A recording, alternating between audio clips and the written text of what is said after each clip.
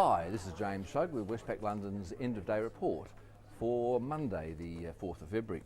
Equity markets in the US and European markets, well, equities in the markets here were marked sharply lower today, mainly due to European political concerns. In Italy we've got Berlusconi's party closing in on the leaders in the election race.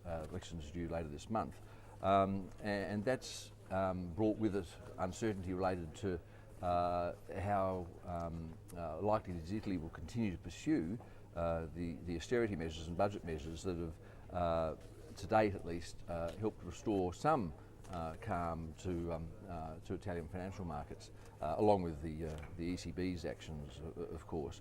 And in Spain, the Prime Minister Rajoy has been dragged into a corruption scandal, with calls for him to resign from the opposition, that put a cloud or cast a cloud over his administration, which of course has been quite unpopular since it was elected, putting in place a lot of measures that they said they wouldn't do in the election campaign.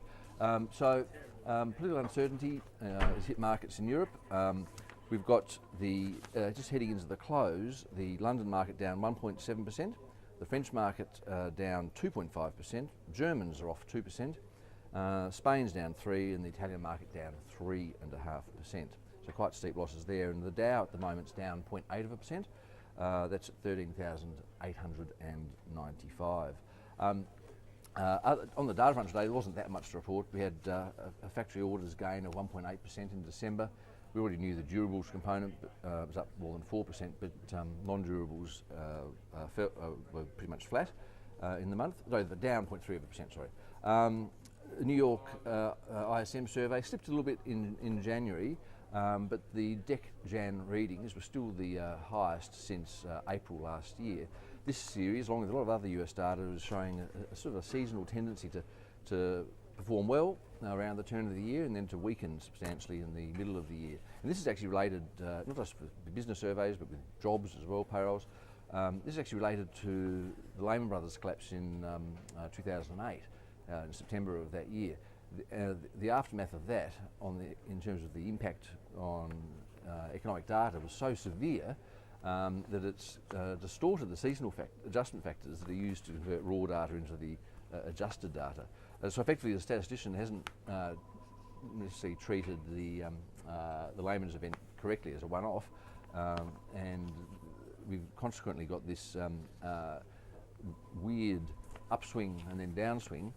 We saw it in 09-10, 10-11, 11-12, and now 12-13 it seems.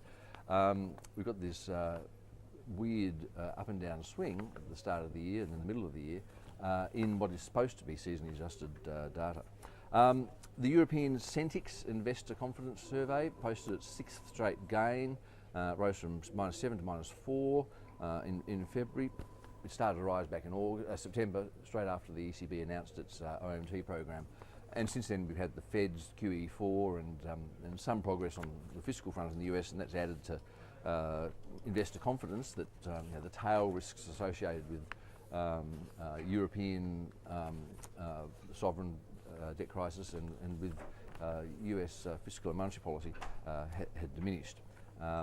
We still have real concerns about Europe in particular, and also about the prospects for the US economy, but for the time being those concerns aren't necessarily being reflected in these confidence series. So that's about it really today. Political uncertainty, the main driver of market losses. In the commodity markets, oil down 1%, $96.79 a barrel. Gold down 0.2% at $1,668 an ounce, and copper's unchanged at 378 cents a pound. The Aussie dollar, it's at 1.042 against the US dollar. Not really much changed over the last, since Friday. And we've got the Reserve Bank of Australia's interest rate decision tonight, Tuesday Sydney time. We're not looking for a change in rates quite yet. We think there's a decent chance of a rate cut in March, or if not in March, later this year.